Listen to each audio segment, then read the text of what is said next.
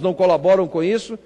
Então é importante as pessoas terem essa consciência e precisamos realmente melhorar o controle dos gastos públicos. Era isso, senhor presidente. Muito obrigado. Obrigado, deputado Exalci. Concluído o pequeno expediente, passamos agora ao grande expediente. E o primeiro orador inscrito é o deputado Paulo Abiakel, do PSDB de Minas Gerais. Vossa Excelência disporá, deputado, de até 25 minutos. Senhor presidente, senhoras e senhores parlamentares, órgãos de divulgação da Câmara dos Deputados, a quem peço a divulgação do presente discurso, senhoras e senhores, meu caro deputado Luiz Couto, nesse momento presidindo a casa, pessoa que muito merece todo o respeito dos colegas aqui no Parlamento, meu caro deputado Exalci, eu devo registrar de maneira contundente o lamentável episódio do discurso da presidente Dilma Rousseff, transmitida em rede nacional de rádio e televisão, com pretexto de comemorar o Dia do Trabalho. Ora, não foi discurso de chefe de governo, mas foi, senhor presidente, propaganda eleitoral de candidata à reeleição. Suas palavras, destinadas a conquistar simpatias e apoios, deram continuidade à campanha eleitoral que se empenha ao comparecer com frequência à televisão como presidente da República. Chamam especialmente a atenção suas palavras de defesa da Petrobras, contra as críticas feitas à empresa. O que faz mal à Petrobras não são as críticas à sua orientação, mas os erros graves cometidos pelo governo, responsável pela dramática situação moral e financeira em que ela se encontra. É a política econômica do governo a responsável pela depreciação do patrimônio da empresa, reduzido à metade do que valia e aos prejuízos provavelmente irrecuperáveis que lhe foram impostos. Este quadro de comprometimento da Petrobras já seria suficiente para demonstrar os equívocos da política econômica do governo. Mas este lhe acrescentou o episódio da compra de uma refinaria sucateada nos Estados Unidos por preço inacreditável e em operação de tal forma inexplicável que mais recua para a sombra, quanto mais se afobam em esclarecê-la. Que autoridade tem o governo para intitular-se defensor da Petrobras, se é ele o autor exclusivo e, ou por seus agentes, da presente desgraça da empresa? A Petrobras não necessita da proteção do governo.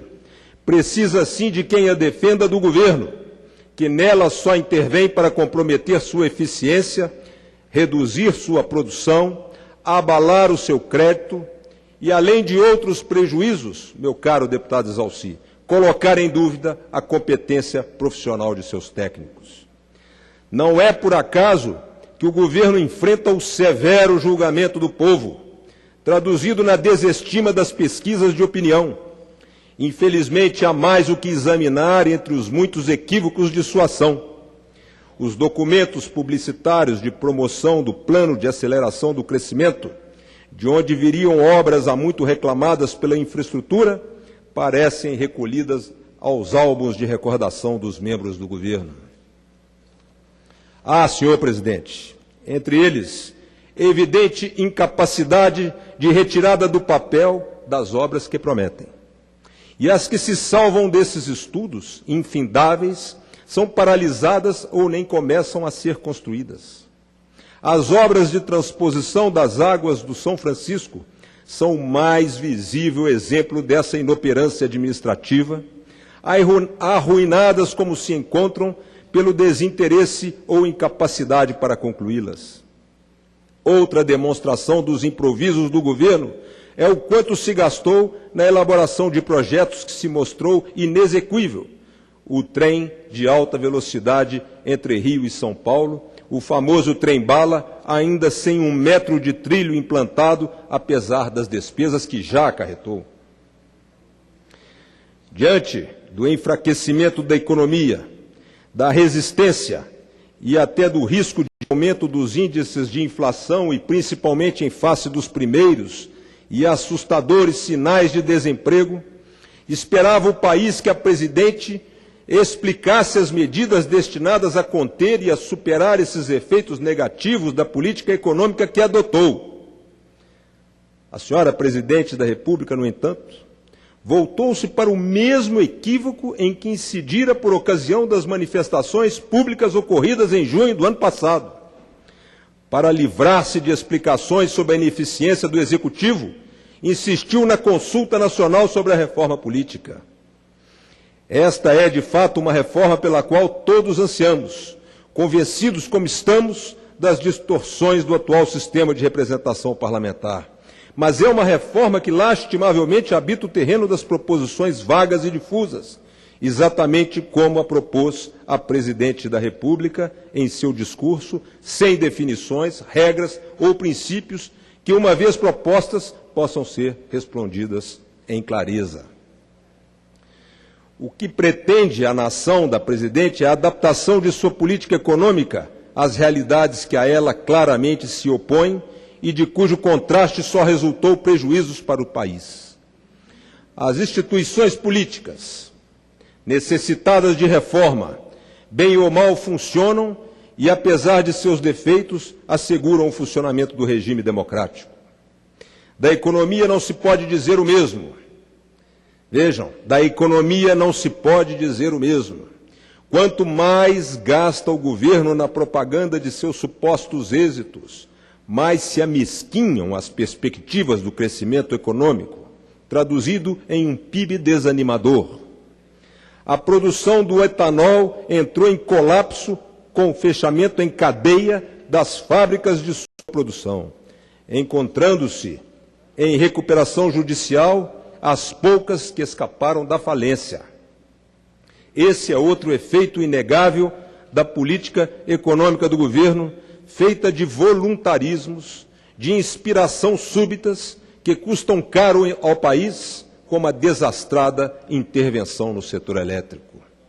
A insólita intervenção da presidente na fixação da taxa de juros, atropelando o Banco Central, é outro sinal do voluntarismo presidencial.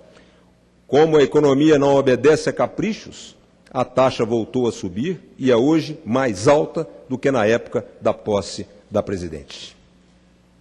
Não há exagero algum na afirmativa de que o governo deixou-se dominar pela apatia diante dos problemas mais importantes. A cada propaganda sobre a vinda dos médicos cubanos, corresponde uma visão dos corredores dos postos de saúde e dos hospitais públicos superlotados de doentes, submetidos a longas e aflitivas esperas pela oportunidade de uma consulta. O tumulto nos aeroportos, que em algumas capitais vai resultar na construção de puxadinhos de emergência, a demora no transporte e no embarque dos carregamentos de soja, fonte preciosa de divisão, pelo mau estado das estradas e deficiente administração dos portos, bastam para demonstrar que a infraestrutura compete com a saúde em termos de deficiente aplicação dos recursos federais. Abro aqui um parênteses para fazer um registro lastimável. Não há aeroporto no Brasil em piores condições do que o aeroporto de Belo Horizonte, não por acaso capital de Minas Gerais, estado governado pelo PSDB, cujos investimentos da União Federal passam ao largo deste importante estado que está no centro geográfico do país. As obras, inicialmente programadas para execução pela Infraero ou por suas delegadas, são um verdadeiro vexame, até porque colocam em risco a segurança do passageiro, têm ocorrido inúmeros acidentes e colocam principalmente em risco os voos, as aterrissagens e as decolagens dos aviões de grande porte que para lá se destinam ou de lá seguem. Pois bem, senhoras e senhores parlamentares, senhores que nos assistem na TV Câmara, o ar triunfalista da presidente da República é uma atitude estudada, pois não lhe podem ser estranhos os reveses de seu governo. Afinal, é mais fácil apegar-se a frases de efeito, elaborada por especialistas em publicidade, do que ocupar-se de problemas difíceis. Uma dessas frases, que tanto a presidente quanto os membros do governo esperam repetir, até que pela repetição se torne uma verdade, é de que os governos petistas realizaram o milagre de conter a inflação e de mantê-la em níveis satisfatórios para a população. A afirmativa não peca somente pela audácia, pois zomba também da inteligência alheia. O domínio da inflação data de 20 anos e é obra do Plano Real, concebido e executado contra a campanha negativa do PT, quando ministro da Fazenda, o ex-presidente Fernando Henrique Cardoso. Disso todos sabem, como também sabem que nunca foi do interesse da senhora presidente Dilma Rousseff manter a inflação no centro da meta de 4,5%. A meta real do governo, não confessada, mas visível, é a de mantê-la nos atuais 6,5% para não deprimir ainda mais a atividade econômica. A taxa é alta, muito alta, em comparação com a de qualquer país economicamente organizado e ainda assim ameaça elevar-se segundo os cálculos dos especialistas. Aliás, o que interessa realmente ao governo é segurar de modo geral os preços até as eleições. Por quê? Porque esperam inutilmente com este artifício vencer o pleito eleitoral. Os artifícios, por mais que os escondam, estão à vista da imprensa, que regularmente os denuncia. O governo descumpre as metas fiscais, manipula balanços, aceita sem reação a taxa de inflação na borda superior da meta, acomodou-se à taxa pífia de crescimento econômico e, em última análise, tenta sanar os problemas quando não pode usá-los em proveito próprio. No discurso da senhora presidente, afirmou-se que baixou-se o preço da energia para impedir sua alta abusiva. O que se deu, na verdade, foi a redução da tarifa, enquanto os custos subiam, o que resultou na quebra das empresas. A tarifa voltou a subir e as empresas são hoje amparadas pelos recursos do Tesouro.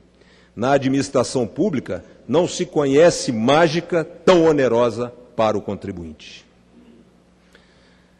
A autoridade moral do governo, seu crédito na opinião nacional, resulta necessariamente da fidelidade das suas informações. É com base nessa confiabilidade que empresas elaboram ou elaboraram seus planos de expansão, que se projetam negócios e que organizam as famílias, seus orçamentos com vistas ao futuro. A isto se chama estabilidade. Como confiar em estabilidade sob um governo de contabilidade criativa, em que os números mascaram a realidade?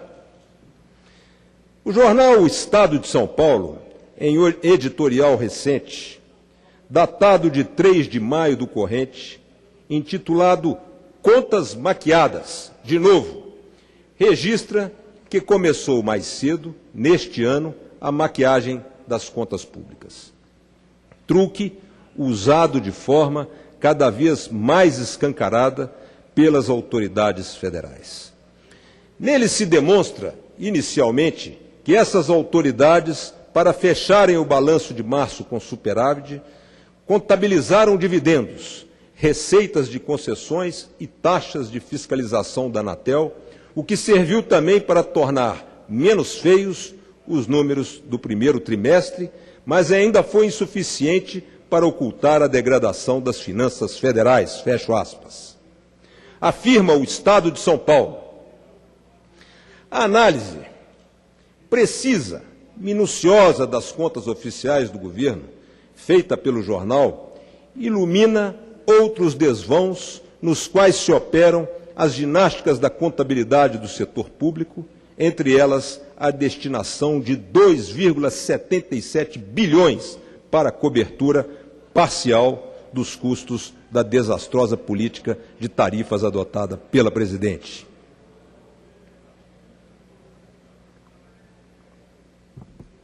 Deputado Paulo Abiaga, permite uma parte?